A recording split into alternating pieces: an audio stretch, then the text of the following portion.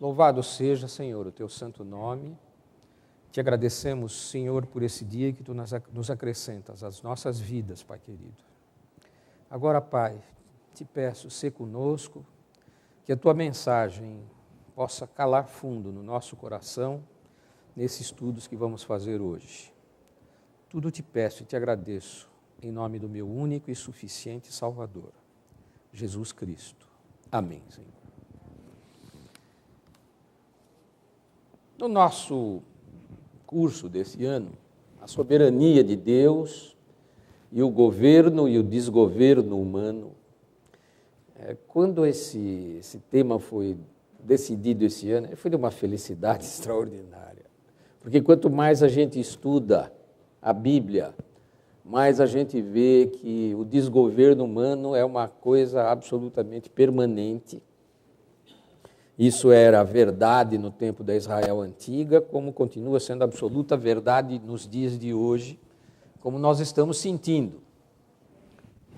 E no caso específico do personagem que nós vamos estudar hoje, que é o rei Saul, o primeiro rei de Israel, aí aparece efetivamente esse contraponto excelente para o nosso estudo entre o governo de Deus e o desgoverno humano.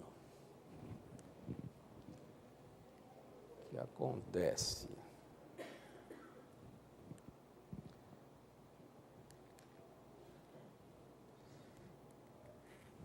Acho que agora vai. Foi. Bom, temos estudado isso. Israel, no Antigo Testamento, foi inicialmente uma teocracia. Durante todo o período de Juízes, quando Israel foi se constituindo como nação, o verdadeiro rei e o único rei de Israel era o próprio Deus. Ou seja, durante esse período todo, o próprio Deus dirigia a nação de Israel e constituiu juízes para as diferentes tribos, para que conduzissem e julgassem o povo. No fim do período de Juízes, Israel acabou se tornando uma monarquia. A pedido, o povo clamava, queremos um rei. E assim, Israel, clamando por um rei humano, estava, na verdade, rejeitando o reinado de Deus. O Senhor era o legislador, tinha sido desde sempre, mas ele tinha se manifestado pessoal e diretamente ao dar a lei ao povo de Israel, mas o Senhor claramente liderava o povo nas batalhas e muitas vezes deu ao povo de Israel vitórias verdadeiramente sobrenaturais. Ainda na guerra de 1967, a chamada Guerra dos 6 Dias, existem relatos de que a gigantesca máquina de guerra dos árabes, simplesmente numa determinada batalha, fugiu. E os relatos eram de que, na verdade, eles temiam enfrentar Israel porque havia uma miríade de anjos junto com eles na batalha. Isso é relato de guerreiros árabes que lutaram contra Israel em 1967, ou seja, 40 anos atrás. Ou seja, o povo de Deus sempre contou com a presença do Senhor na batalha. O Senhor, Ele mesmo julgava o povo. Em suma, Ele era o rei, Ele era o governante. O Deus invisível reinava diretamente sobre o seu povo. Mas Israel cometeu a tolice de pedir um novo governante em lugar de Deus. Seria alguma coisa hoje. Deus, não nos governe, queremos a Dilma. É mais ou menos o mesmo nível, tá certo? Muito bem. Quais são as consequências dessa tolice que Israel cometeu? Bom, pedir um rei significava a rejeição do papel que Deus vinha exercendo na vida nacional do povo. Significava que um rei e todo o povo deveriam andar nos caminhos de Deus para que tudo lhes fosse bem. Mas, ao rejeitar o Senhor, provavelmente isso não seria obedecido. Claramente, havendo um rei humano, muitos passariam a confiar nesse rei. O rei era visível, era de carne e osso, e nem todos têm a fé naquilo que é invisível. Mesmo vivendo numa nação nominalmente religiosa, muita gente não crê, de fato. E o rei visível era mais crível, e muita gente, então, passaria a se afastar de Deus para seguir esse rei visível. Na monarquia, o poder e a influência ficam claramente concentrados num líder humano, um simples indivíduo como qualquer um de nós. Eu tive este ano uma oportunidade de fazer uma viagem pela Europa, e a gente toma contato com as monarquias absolutistas que reinaram na Europa, sobretudo nos séculos XVI a XVIII. O rei Sol, por exemplo, Luís XIV, que foi o rei mais impressionante da França. No Palácio de Versailles, o rei Sol tomava algumas atitudes assim, do seguinte teor: ele tinha um quarto de levantar. O que era isso? Ele dormia no quarto dele, mas de manhã cedo ele ia para o quarto de levantar, e em frente ao quarto de levantar havia poltronas, cadeiras para os cortesãos à corte assistirem ao ato de o rei levantar. Na verdade, ele já tinha levantado antes, mas ele ia para o quarto de levantar para que o povo aplaudisse o ato do rei acordar. Ele abria a cortininha, punha a carinha, bom dia, e pasmem. O rei se fazia assistir também quando ele sentava para fazer as necessidades fisiológicas. E o povo assistia e aplaudia. Pessoal, quando o ser humano confia num outro ser humano, coisas desse tipo podem acontecer. Pode parecer uma chacota. Não adianta você pôr para frente, porque daqui a pouco eu vou para trás. Precisa ser uma câmera que tenha assim uma atração magnética, ou seja, onde eu vou, ela vai atrás, tá certo? Muito bem. Saul foi escolhido. Como é que acontece a escolha de Saul? 1 Samuel 10, 20 e 24. Tendo Samuel feito chegar todas as tribos, foi indicada por sorte a tribo de Benjamim. Tendo feito chegar a tribo de Benjamim pelas suas famílias, foi indicada a família de Matri. E dela foi indicado Saul, filho de Quis. Mas quando o procuraram, não podia ser encontrado. Então tornaram a perguntar ao Senhor se aquele homem viera ali.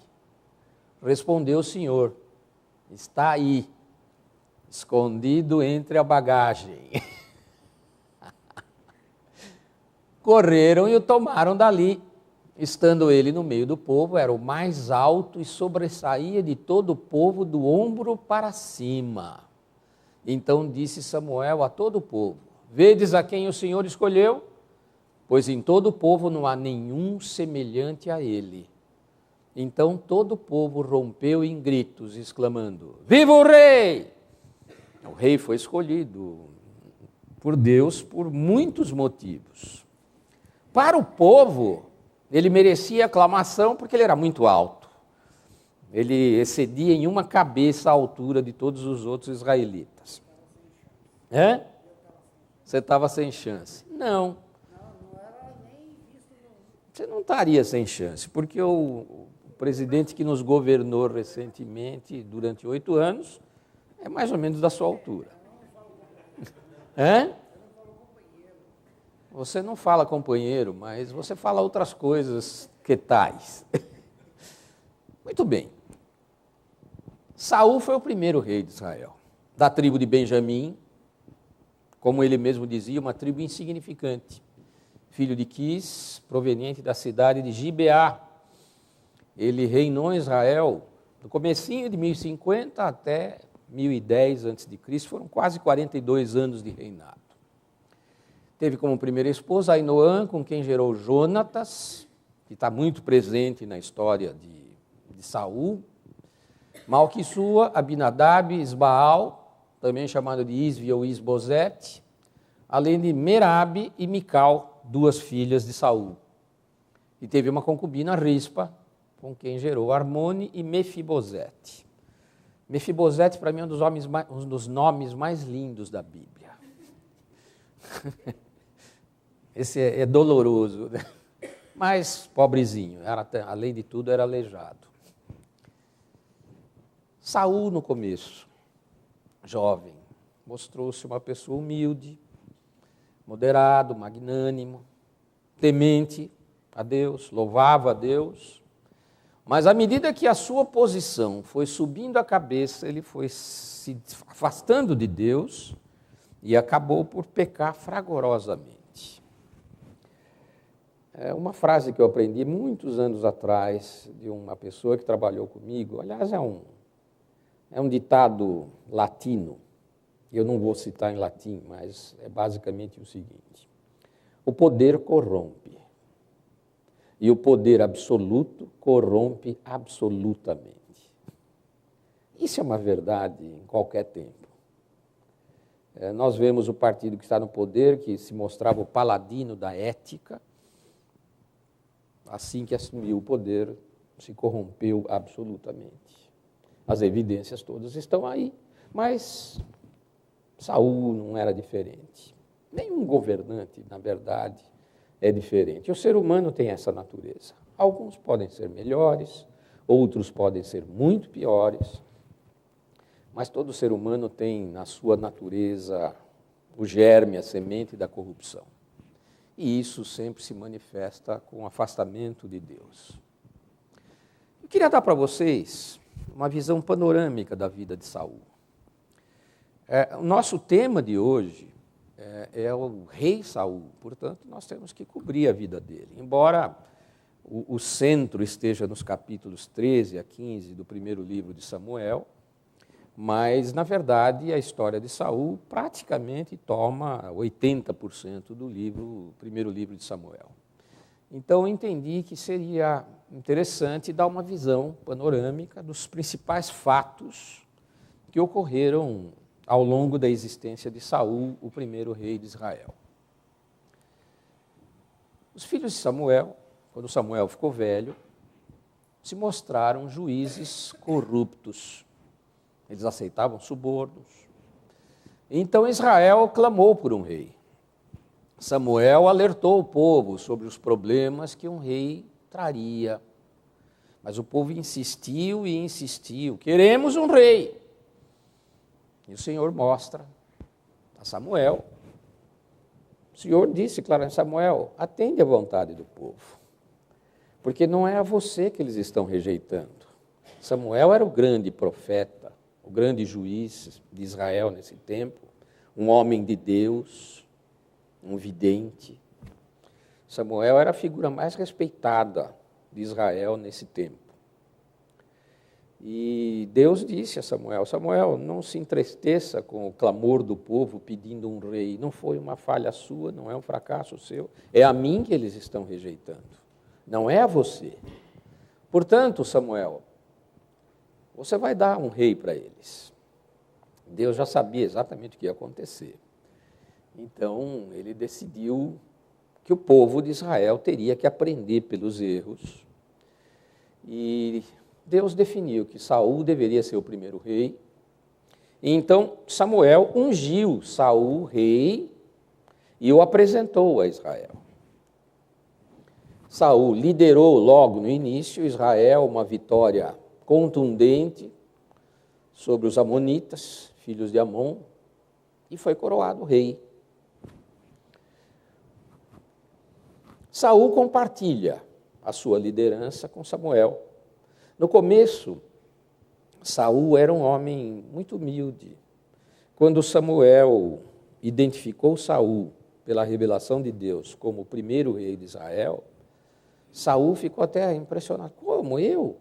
Mas eu sou um humilde homem de uma tribo pouco representativo, de um clã pouco representativo dentro da menor tribo, que é a tribo de Benjamim. Eu.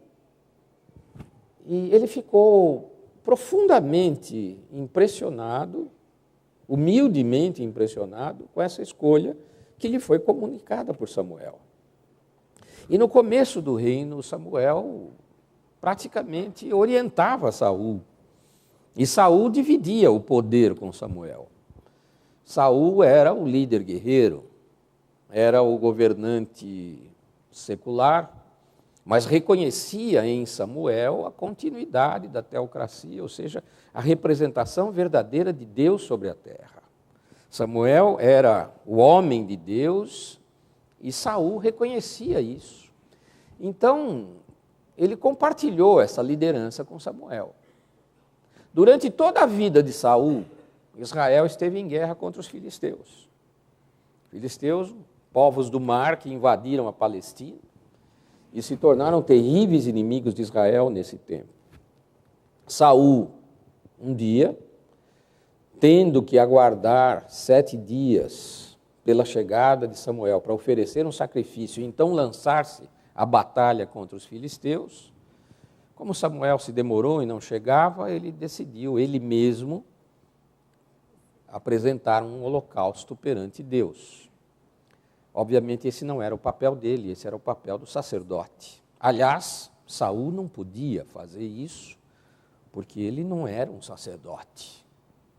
Ele não podia fazer isso. Mas Saul, temendo terrivelmente a ameaça dos filisteus, e percebendo que o seu exército estava se dispersando, estava desertando, à espera por Samuel 7 dias e ele não chegava, lançou muito temor ao exército, muito temor. E esse exército começou a dispersar, a debandar. E Saul tomou a decisão, então eu vou fazer o sacrifício para chamar os homens à guerra. E não esperou Samuel, ele mesmo ofereceu o holocausto, usurpou a posição de Samuel como sacerdote e desobedeceu os mandamentos de Deus e ofereceu o holocausto. Por isso, Saul foi punido. Nesse mesmo ato, nesse mesmo acontecimento, Deus disse que a dinastia de Saul não ocorreria. Ou seja, não seria um filho de Saul a herdar o trono, e Deus escolheria um outro rei, segundo a sua própria vontade. Em 1 Samuel 13, 1, 14, nós temos um relato extenso da desobediência, dessa desobediência de Saul, mas eu vou ler os versículos de 8 em diante. Esperou Saul 7 dias, segundo o prazo determinado por Samuel. Não vindo, porém, Samuel a Gilgal, o povo se foi espalhando dali. Então disse Saul: trazei-me aqui o holocausto e ofertas pacíficas, e ofereceu o holocausto.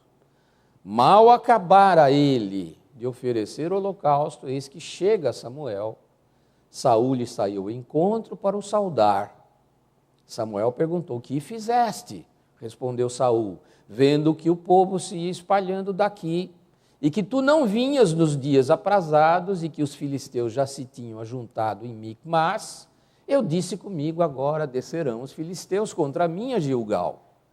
E ainda não obtive a benevolência do Senhor, e forçado pelas circunstâncias, ofereci holocaustos. Então disse Samuel a Saul: procedeste neciamente em não guardar o mandamento que o Senhor teu Deus te ordenou. Pois teria agora o Senhor confirmado o teu reino sobre Israel para sempre. Já agora não subsistirá o teu reino. O Senhor buscou para si um homem que lhe agrada e já lhe ordenou que seja príncipe sobre o seu povo, porquanto não guardaste o que o Senhor te ordenou. Essa foi a primeira grande atitude de desobediência de Saul em relação às ordens de Deus. Jonatas, o filho primogênito de Saul, era um guerreiro. Saul assumiu o governo de Israel aos 30 anos. Provavelmente, nesse tempo, o Jonatas já tivesse nascido. E Jonatas se mostrou um bravo guerreiro. Ele demonstrou grande coragem diante dos filisteus, matou vários filisteus, praticamente ele e o seu escudeiro. Mas nessa batalha, Saul tinha ordenado um jejum absoluto de todos os soldados. Mas Jonatas não ficou sabendo disso. Sem saber, Jonatas desobedeceu uma ordem de Saul, desse jejum total dos guerreiros, e ele comeu um pouco de mel, um favo de mel. E os olhos de Jonatas brilhavam, retomado de energia por ter comido alguma coisa. O exército estava absolutamente exausto, fraco por não poder comer, mas Jonatas comeu um pouco de mel e ficou com os olhos brilhantes, cheio de energia.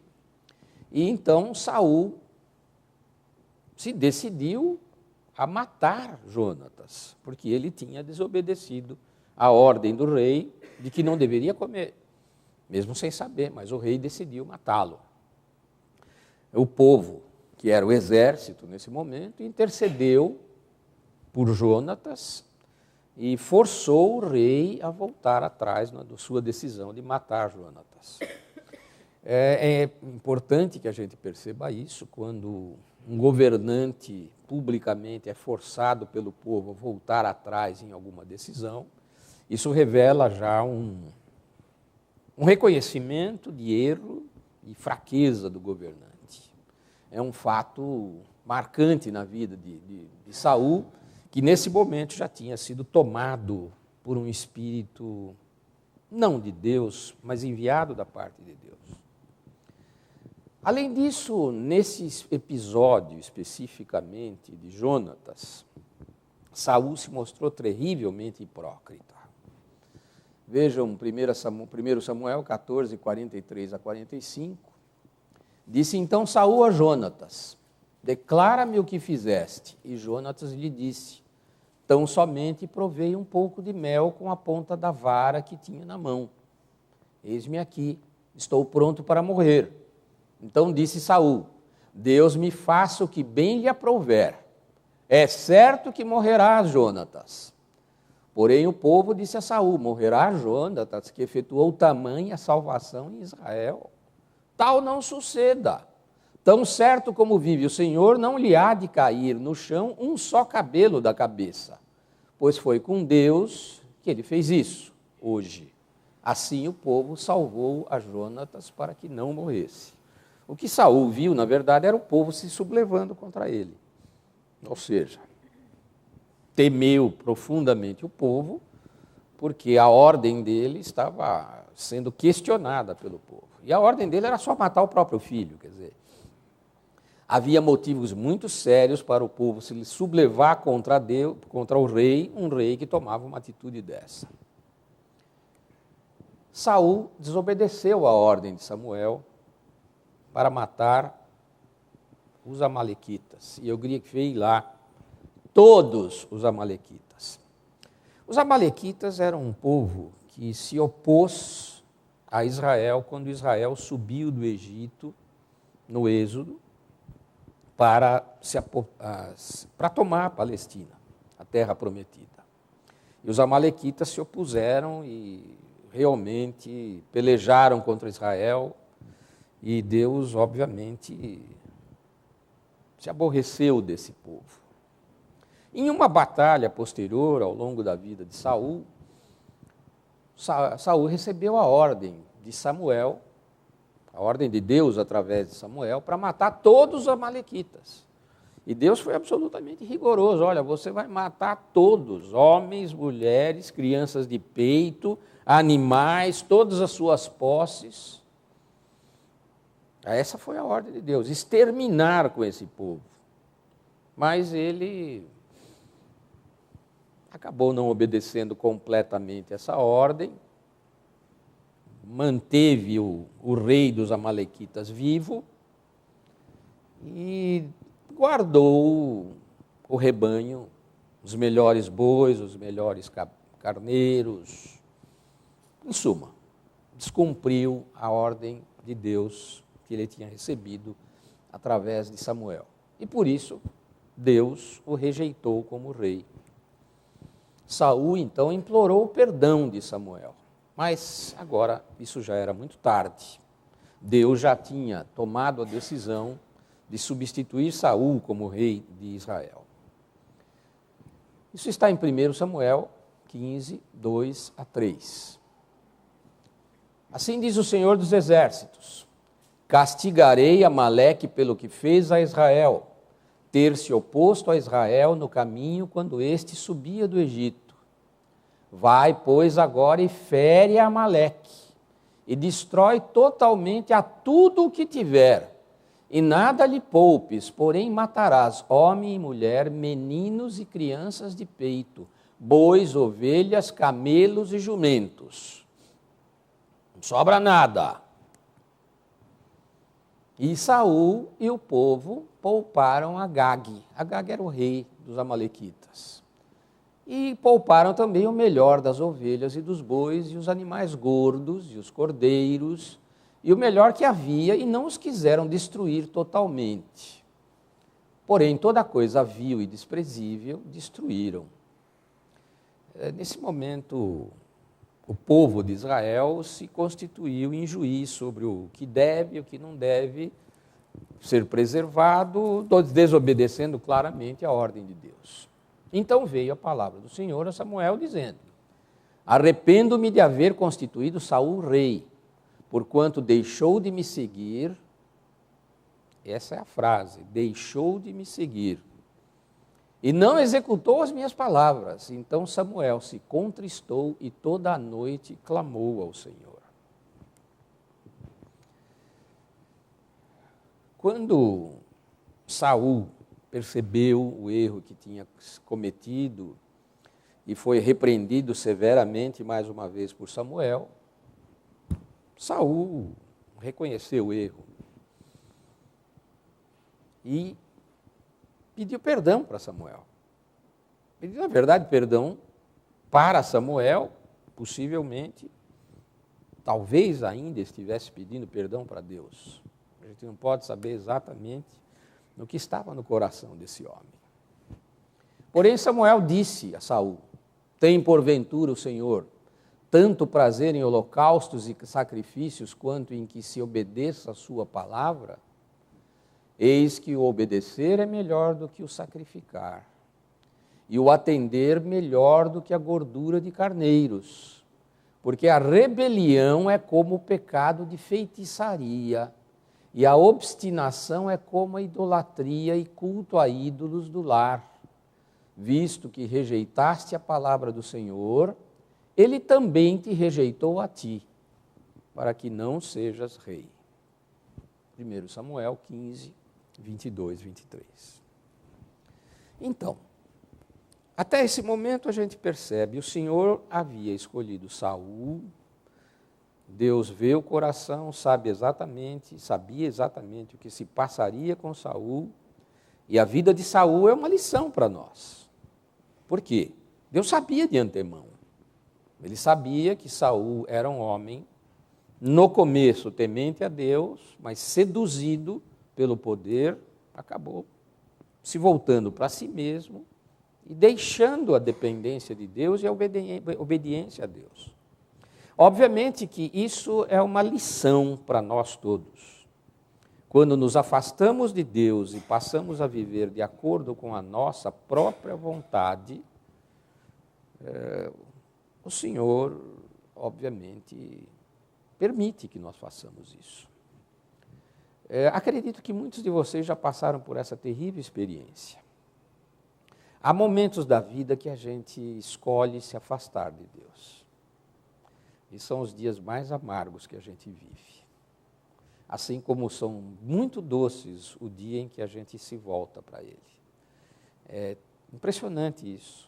Quando a gente passa um período mais frio em relação a Deus, ora menos, lê menos a palavra, se afasta um pouco da igreja, parece que a alma vai ficando fria, parece que as coisas concorrem para que tudo dê errado. E não que isso me faça acreditar na teologia da prosperidade. Se você andar bem com Deus, Ele te acaricia. Se você não andar bem com Deus, Ele te dá palmada. Não é isso. Mas nós escolhemos nos afastar de Deus, nunca Ele se afasta de nós. E quando nós escolhemos nos afastar de Deus, a nossa alma fica fria. E esses dias ficam muito duros. Até que nós, crentes, reconhecemos a ausência de Deus na nossa vida, é o pior castigo que nós podemos ter. E nos voltamos para Ele. E Ele nos abraça. E sentimos todo o calor do seu Santo Espírito novamente na nossa vida, mostrando a incrível, interminável longanimidade de Deus com relação àqueles que o amam. Eu acredito realmente que Saul amasse a Deus, mas a sedução do poder, a sedução da posição de ser o primeiro rei de Israel, comandante de exércitos, tenha mexido com a sua cabeça. Como mexe com a cabeça de todos aqueles que se veem no momento de prosperidade e se esquecem de que tudo foi Deus que lhes deu. Consequências do pecado de Saul. 1 Samuel 15, 24 a 28.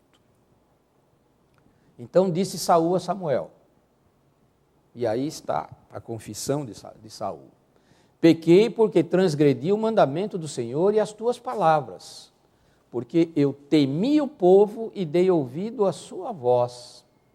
Agora, pois, te rogo, perdoa-me o meu pecado e volta comigo para que adore o Senhor. Saul estava pedindo que Samuel voltasse com ele e os dois juntos adorassem ao Senhor. De uma certa forma, a presença de Samuel junto a Saul perante o povo seria uma forma de Samuel honrar a Saul. Então, possivelmente, o que Saul estivesse no fundo mesmo pedindo era que Samuel reafirmasse o prestígio dele, Saul, perante o povo. Ele estava com muito medo do povo, talvez não com tanto medo de Deus, o que é um erro gravíssimo. Te rogo, perdoa-me o meu pecado e volta comigo para que eu adore o Senhor. Porém, Samuel disse a Saul: não tornarei contigo, visto que rejeitaste a palavra do Senhor, já ele te rejeitou a ti para que não sejas rei sobre Israel. Virando-se Samuel para se ir, Saul o segurou pela orla do manto, e este se rasgou. Imagine o gesto. Samuel se volta para ir embora e o rei segura, numa situação de desespero, segura com força e rasga o manto. Então Samuel lhe disse: o Senhor rasgou hoje de ti o reino de Israel e o deu ao teu próximo, que é melhor do que tu. Que veredito terrível, né? Ele recebeu da parte de Samuel, o homem de Deus. Então o rei de Israel, nesse momento, se viu profundamente órfão de Deus, profundamente humilhado também. Deus designou, então, Davi como sucessor de Saul. Nós vamos estudar Davi na sequência, mas não é possível falar da vida de Saul, pelo menos o final da vida de Saul, sem falar um pouquinho de Davi também, porque a parte final da vida de Saul, toda ela é pontuada pela presença de Davi. Deus designa Davi como sucessor de Saul. Samuel unge Davi para que seja o rei de Israel. Davi foi convidado pelos cortesãos a trabalharem para Saul, na corte de Saul. Quando Saul se afastou de Deus, a Bíblia diz que Deus enviou um espírito da parte de Deus que atormentava Saul. E Saul, vivendo em tormento, estava desesperado. E as pessoas da corte pensaram que talvez uma música suave, bem executada, pudesse acalmar o rei. E o rei permitiu: sim, então achem um músico. E o músico, olha, existe lá na cidade de Belém um filho de Jessé que toca muito bem a harpa, Davi. Então Davi foi levado para a corte de Saul, e quando Davi tocava a harpa e cantava, e vocês sabem muito bem Davi foi o compositor de muitos dos salmos que nós temos na nossa Bíblia. Davi acalmava Saul com a sua música. Provavelmente o cântico de Davi fosse todo ele permeado pelo louvor a Deus, e isso fazia bem ao coração de Saul, que sentia aquele terrível frio na alma por ter se afastado de Deus. Davi vivia meio que na corte de Saul e um pouco em casa também.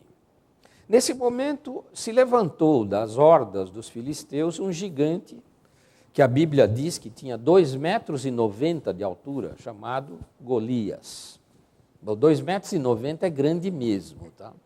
Você pensa no reverendo Fernando, que tem 1,90 metros, ele já me excede. Eu não bato no ombro dele, eu bato assim no coração dele. Eu acho que é por isso que ele gosta de mim, né?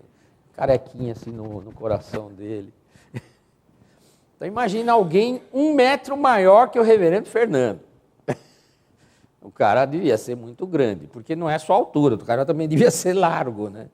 Bom, esse cara desafiava o povo de Israel. Ele era tão consciente do seu poder que não precisamos fazer guerras contra vocês, mandem um representante de vocês para pelejar comigo.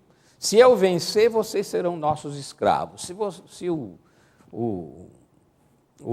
guerreiro de vocês me vencer, então nós seremos seus escravos. É bravata de gigante poderoso, guerreiro, etc. Ele desafiava e intimidava o povo de Israel. E todos os irmãos sabem, o pastorzinho de ovelhas, Davi, se apresentou perante o rei. O rei pôs a armadura no Davi, a armadura do rei, Saul era grande. Davi também devia ser grande, mas Saul era grande, muito grande. Então, quando o rei finalmente... O rei estava com medo do gigante. E o exército de Israel também estava morrendo de medo do gigante. Aí o Davi se decidiu aí, tá bom. Saul falou, tá bom, você vai, mas você vai com a minha armadura. Aí pôs a armadura de Saul em Davi, e Davi falou, mas eu não consigo andar com esse troço. Não dá, não estou acostumado com isso. Acho que ele ficou enlatado lá, como uma lata de sardinha, e falou, não, deixa tirar isso aqui. Ele só pegou a tiradeira dele, algumas pedrinhas roliças na beira do rio, e a história todos vocês sabem. Ele acertou uma pedrada certeira no meio dos olhos de Golias. Golias caiu, e ele foi lá rápido, pegou a espada de Golias e cortou a cabeça de Golias. E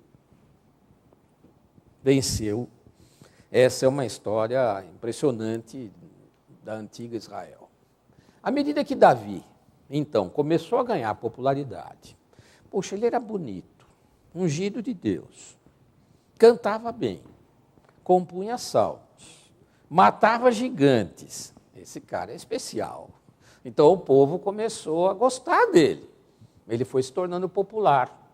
O que aconteceu? Óbvio.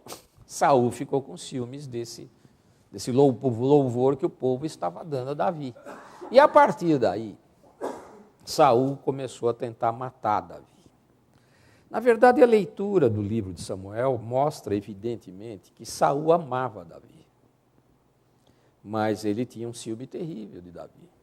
Ele era uma relação de amor e ódio, porque ele era o cantor que acalmava o coração, ele era um guerreiro poderoso que muitas vezes matou os filisteus a favor de Israel. Ele venceu Golias. Saul amava Davi. Mas Davi provocava em Saul um ciúme terrível. E Saul, dominado por aquele espírito que o atormentava, procurou várias vezes matar Davi. Sim, e veio a se tornar genro.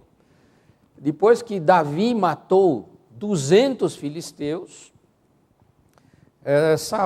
Davi acabou recebendo Mical, que era uma das filhas de Saul, como sua esposa. Ele se tornou, então, genro do rei. Vejam, eu tenho um genro e meio. Quer dizer, eu tenho um genro, casado com a minha filha mais velha já há 16 anos. Eu posso dizer a vocês, quando eu orei muitas vezes pelas minhas filhas, eu pedi uma única coisa. eu quero que as minhas filhas encontrem um bom homem de Deus. O primeiro, o mais velho, era da minha igreja em São Paulo, foi criado lá, casou-se com a minha filha e 6 anos depois foi ordenado pastor e hoje é pastor da Igreja Presbiteriana do Brasil, no Ipiranga. Então Deus me deu um homem de Deus, para minha filha mais velha.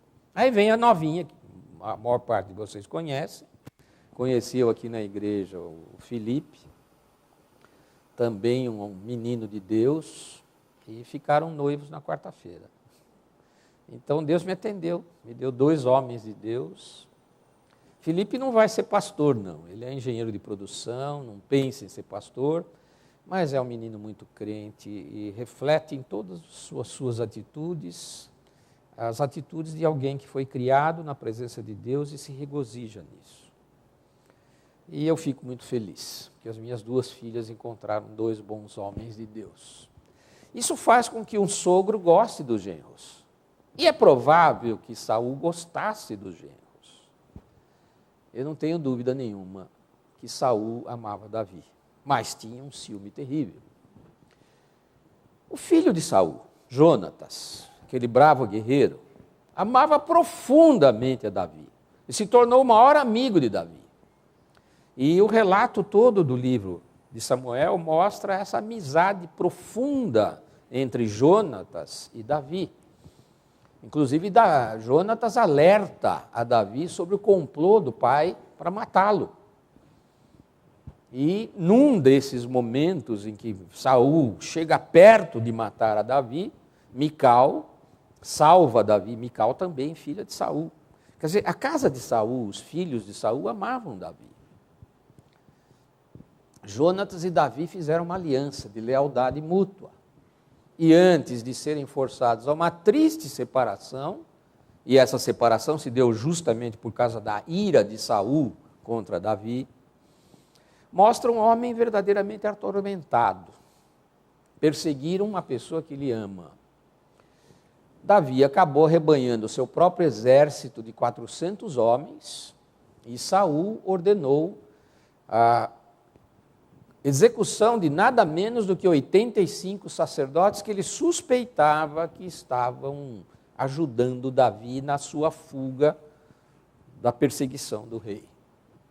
Saul tentou capturar Davi em Keila, no deserto.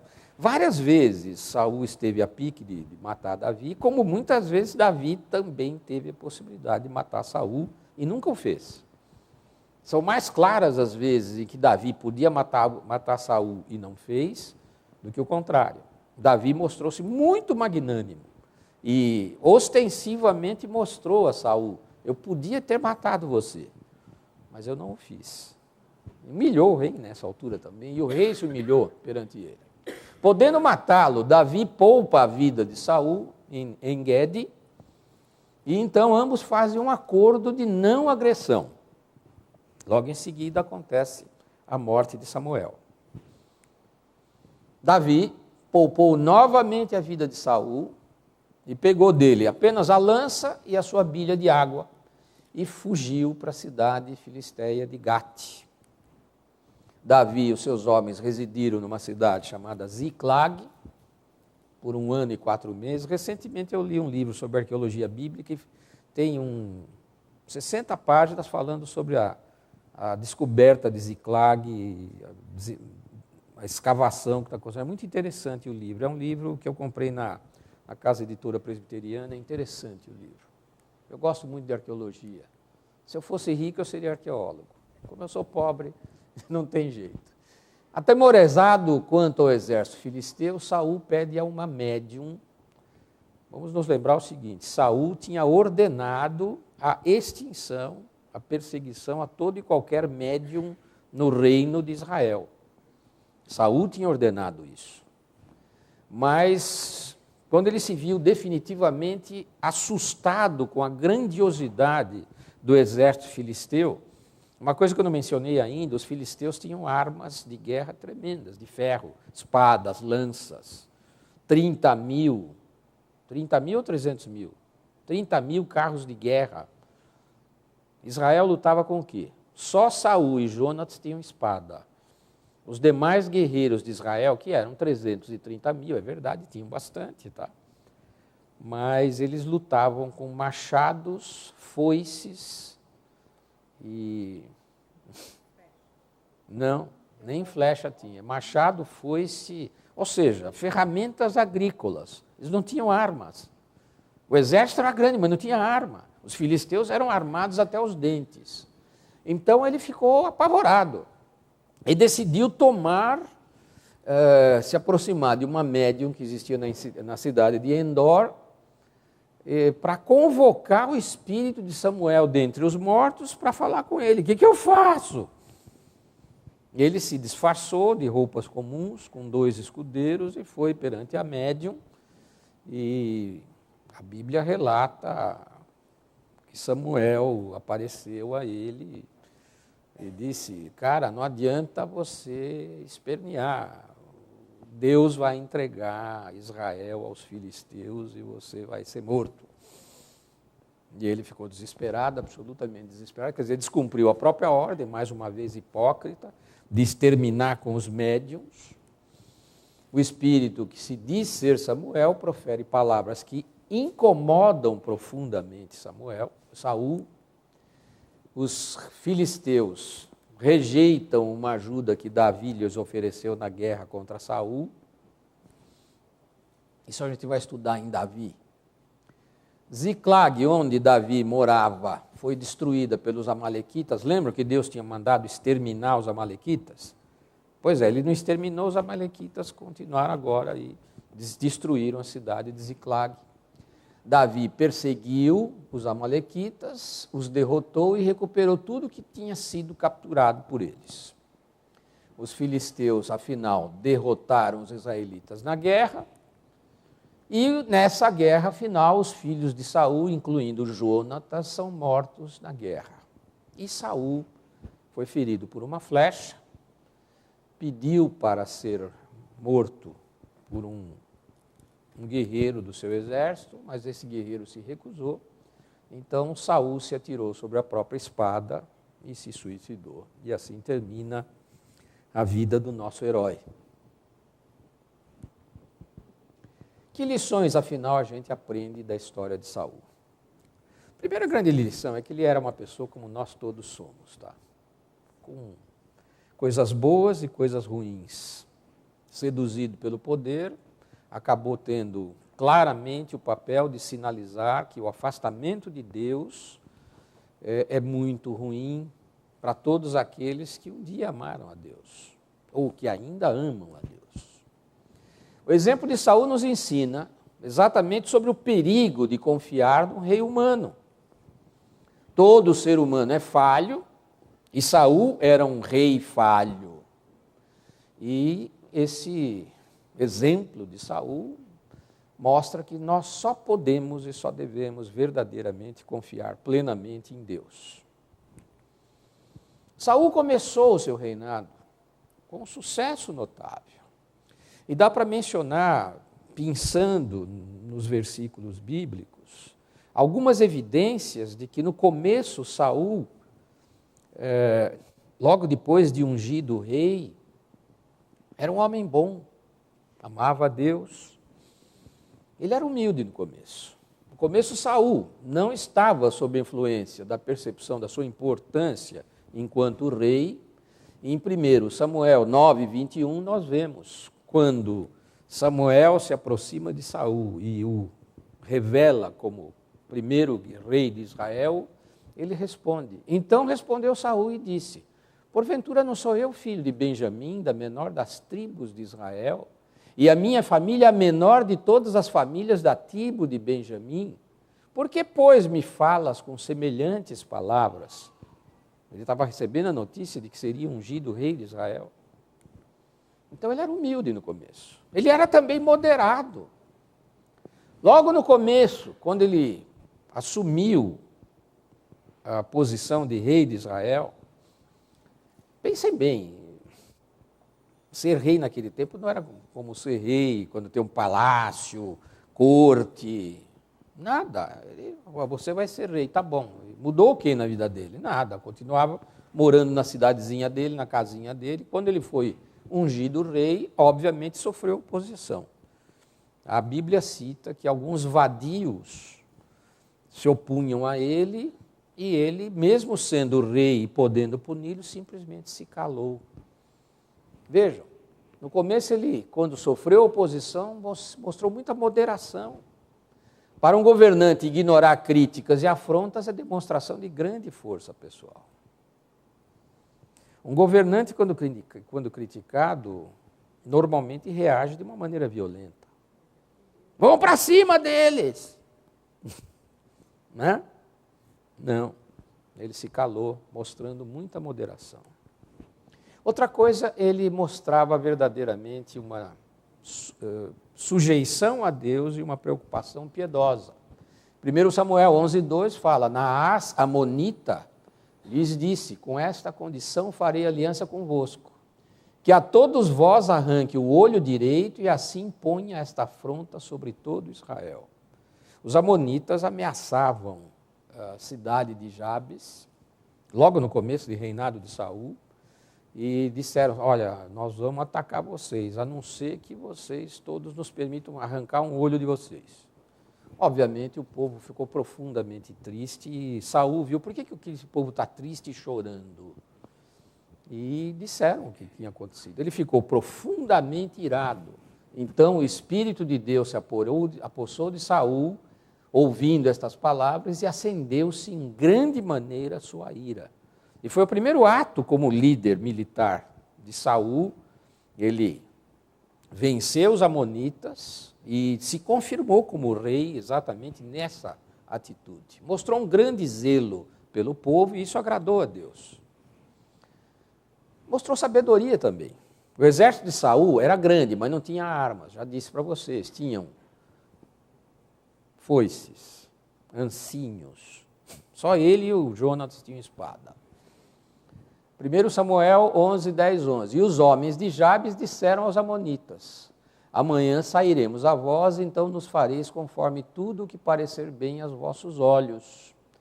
E sucedeu que ao outro dia Saul pôs o povo em 3 companhias e vieram ao meio do arraial dos amonitas, pela vigília da manhã, e feriram os amonitas até que o dia aqueceu. E sucedeu que os restantes se espalharam, de modo que não ficaram 2 deles juntos. Obviamente que a intervenção de Deus foi evidente, porque os caras não tinham arma e venceram um inimigo poderoso. Então ele mostrou sabedoria, montou um ardil e venceu o inimigo. Mostrou também magnanimidade. Após a vitória, o povo estava ansioso para matar os que haviam zombado de Saul como rei de Israel. Mas este recusou-se a matá-los no mesmo dia em que Deus dera tão grande vitória a Israel. 1 Samuel 11, 12 e 13. Então disse o povo a Samuel, quem é aquele que dizia que Saul não reinaria sobre nós? Dai-nos aqueles homens e os mataremos. Porém Saul disse, hoje não morrerá nenhum, pois hoje tem feito o Senhor um livramento a Israel. Mostra claramente que Saul era submisso a Deus, louvava a Deus, agradecia a Deus. E Saul louvava a Deus. Ele não ficou orgulhoso dessa vitória. Em vez disso, levou o povo a dar crédito e louvar a Deus. 1 Samuel 11, 13. Porém, Saul disse, hoje não morrerá nenhum, pois hoje tem feito o Senhor um livramento em Israel. Entretanto, apesar desse bom começo, Saul pecou e pecou fragorosamente. Porque quando ele se sentiu pressionado na vida, ele evidenciou que no fim não confiava verdadeiramente em Deus. Então, repito, coisas que eu já mostrei no curso da aula. Ele usurpou a posição de Samuel ao oferecer o holocausto durante a guerra contra os filisteus. Ele mostrou-se hipócrita por ocasião da desobediência de Jonatas à sua ordem de jejum. Foi absolutamente desobediente quando Deus ordenou que ele exterminasse completamente os amalequitas. Então, mostrou que a desobediência a Deus tinha tomado conta do seu coração. Ora, Saul desobedeceu a Deus, e isso é mal aos olhos do Senhor. Fica claro que essa lição vale para nós. Quando desobedecemos ao que Deus deseja, isso é mal aos olhos do Senhor. Grandes falhas na vida de Saul. Saul parecia mais preocupado com a opinião do povo do que com a vontade de Deus. 1 Samuel 15:30, disse-lhe então: pequei, honra-me, porém, agora diante dos anciãos do meu povo e diante de Israel. E volta comigo para que eu adore ao Senhor teu Deus. Isso é Saul falando com Samuel ao pedir perdão. Saul não confiava em Deus. E Deus lhe roubou a bênção e depois o encheu de temor, não do inimigo, mas do próprio povo. Saul temia, afinal, o próprio povo. Eu sinto no ar que o povo brasileiro está muito próximo de reagir. Não sei porquê, talvez a minha vivência como estudante de história, como professor de estratégia, eu sinto no ar que o povo brasileiro está muito próximo de explodir. Há que se temer o povo quando o governante erra sistematicamente. Isso está por acontecer. Não se surpreendam. O que Deus procura no ser humano não é sacrifício, holocausto, mas o espírito humilde e a devoção ao Senhor expressos através da obediência.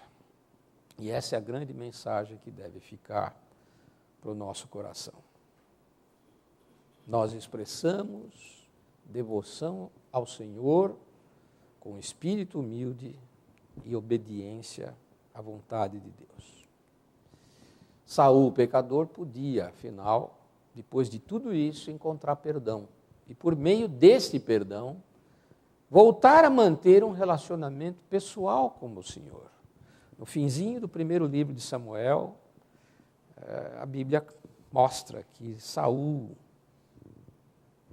pediu perdão e Deus estende a mão para ele mais uma vez, como nós mesmos. Alguma colocação, queridos? Pois não.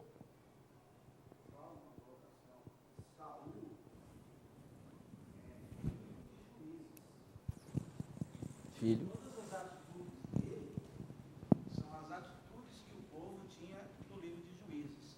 A frase célebre do livro de Juízes é: e o povo fazia o que lhe era certo aos seus próprios olhos. Isso. Então, o contexto do primeiro livro de Samuel é a continuação da história de Juízes. Eles escolhem um rei segundo aquilo que lhe era conveniente. Por isso que, quando eles veem Saul, um homem de 2 metros, que excedia e que era bonito, eles estão escolhendo segundo os seus olhos. E Saul, como é filho de Juízes, ele age segundo as diretrizes que o próprio livro de Juízes está colocando. Ele começa bem e termina mal. Por quê? Porque o livro de Juízes é assim: eles agem segundo as suas próprias consciências e não segundo as orientações de Deus. Então, todos os passos de Saul são passos decorrentes daquilo que os livros de Juízes continuam falando. E quando faz o paralelismo entre Saul e Davi, Davi não age segundo o seu coração. Age segundo o coração. Não, mas nas suas atitudes humanas e pessoais. Sim. Mas nas decisões que ele tinha que tomar com relação ao povo, ele age segundo, sempre consultando o Senhor. Por isso que Deus diz: escolhi um segundo o meu coração. Um homem segundo o meu coração. Porque Saul era segundo o coração dele. Não seu. Tem um livro muito bom para ler, que é O Perfil dos 3 Reis. Né? E ele fala... Saul, Davi e Salomão. Saul, Davi e Salomão. E ele diz: Saul, uma pessoa com um coração humano, Davi com um coração divino, e Salomão com o coração dividido. E é justamente nessa pegada, nessa ritmo. Eu vou tentar achar esse livro. Muito obrigado, excelente a contribuição. Muito bem, queridos. Paulo, você poderia fazer então a oração de encerramento, por favor? Senhor nosso Pai, nós te louvamos, agradecemos pela aula, pela lição que o Senhor nos dá. Soberania de Deus sobre todas as coisas, especialmente sobre a falência do ser humano sobre seguir a vontade de Deus. Que a lição seja uma orientação e uma inspiração para que a gente aprenda cada vez mais a seguir os teus ensinamentos, os teus diretrizes e mandamentos. Agradecemos pela inspiração do teu Espírito para nos ajudar nessa caminhada. Nós oramos e nós agradecemos em nome de Cristo. Amém. Amém. Vão em paz, tenham um bom domingo. Se Deus quiser, nos vemos à noite novamente.